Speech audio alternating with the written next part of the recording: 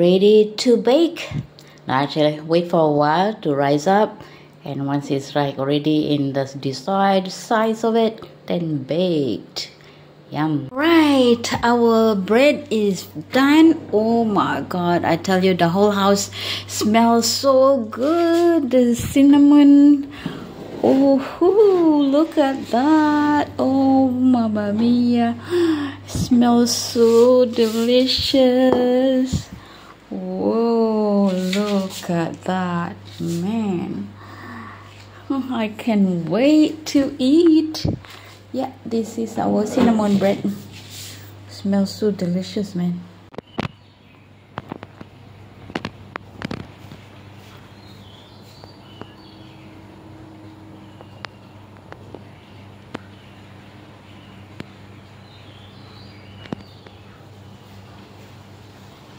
Iwan ang ating mangga. Ayan. Tsaka ito yung ating bagoong. Pero naisip ko, lutuin ko na lang. Parang mas masarap. Pero wala akong karning baboy. Kaya, ayan, igisa ko lang yan siya sa bawang, sibuyas, at tsaka ginger. Lagyan ko ng sili para maanghang. Ayan. Umpisa na natin. Alright, I already saute yan. Ginisa na natin. Oh, automatic nag-English eh. Then mag-Tagalog na lang. Ayan, ginisa na natin yung sibuyas, bawang, at saka sili na may luya pa din. Ayan, at ilalagay na natin ang ating bagoong. Ayan, hinugasan ko siya kasi masyado yan siyang, maalat. So, yung pag-isa ko pala ng, yung sibuyas, yung na yun. Nilagyan ko din siya ng asukal. Ayan. Para mag-caramelize. Medyo marami pala ito. Ayan. O, diba? Para caramelize yung sugar, mas masarap. Ayan.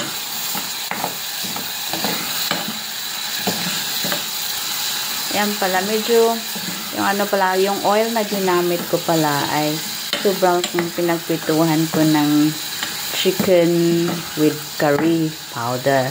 So, kaya ganun siya, golden brown ng kulay. So, syempre, may lasang curry ito. Hindi kasi ako nagsasayang ng Kasi nung isang araw ko lang naman niluto yung Hindi kasi, tinatabi ko yung leftover ng mga mantika. Pero, after few days lang, pag tumagal na yan, hindi ko na yan gamitin. Tatapon ko rin yan. So, ito, nung isang araw lang naman ito. So, okay pa. Pag medyo umabot na yan na isang buwan, hindi na. Hindi ko na yan gagamitin. Tatapon ko yan. O, ayan, naamoy ko na yung naamoy ko na yung sibuyas at saka yung bagoong. Oh, my goodness. Ang sarap na ng kain ko nito. Pwede na tong pang-ulam. Ay, pala ako. Mamaya, mag-isa pala ako ng mamaya, bukas na lang. Pwede rin mamaya. Depende sa oras ko kasi parang kapos na ako sa oras. Ang dami ko pang gagawin. Mag-bake pa ako ng tinapay para pang hapunan. Yan, order yan. Hapunan daw ay tinapay at saka yung chicken sausage with cheese. Yan. Oh, tinan mo. Nangangamoy na ang ating ginisang bagoong. Amoy bagoong. Ayan. O, diba? Naamoy ko rin yung sili. Kaya, medyo maanghang lang. 3 sili yung yung mahabang sili. Hindi na mahaba. Maanghang siya na sili.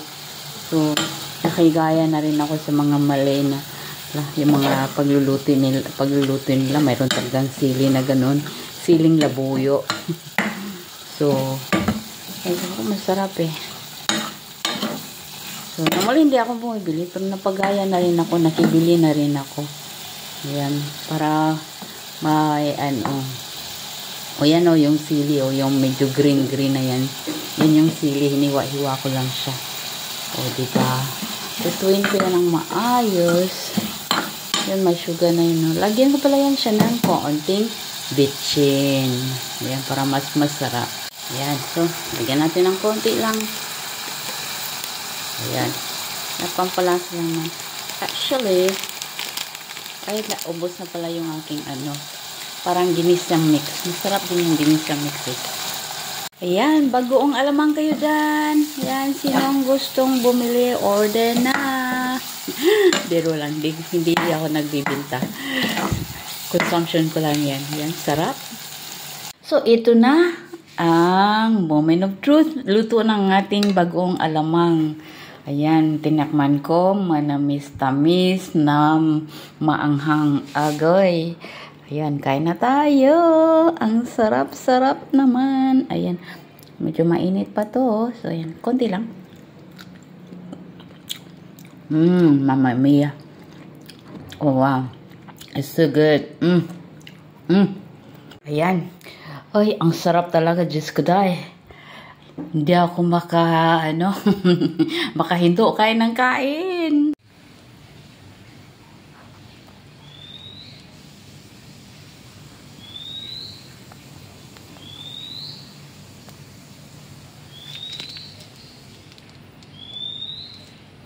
Ang ganda ng bulaklak ng ng pumpkin. Ayan. Dami siyang bulaklak.